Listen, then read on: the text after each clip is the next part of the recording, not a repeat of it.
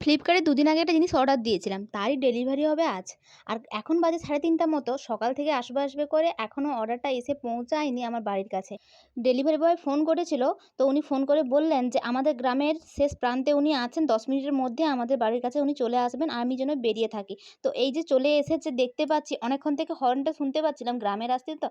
উনি হর্ন দিয়ে, দিয়ে আসছিলেন। কতক্ষণ দাঁড়িয়ে আছিস? না, অনেকক্ষণ থেকে দাঁড়িয়ে আছি। তা আমি যে আমি বললাম, আমি যা আমি বলে দিলাম, বলে আমি যাচ্ছি, তো দেরি হবে। আমার মাঝখানটা ভাবছিলাম, বলি পার্সেল গুলো মনে হয় আসছেনি, মনে হচ্ছে কেউ মনে হয় আমার আগেরটা বদলেও হবে। হয়ে গেছে। আমি বাবুর জন্য দুটো হাগিস অর্ডার দিয়েছিলাম। এর আগেও আমি এরকম হাগিস ইউজ করেছি।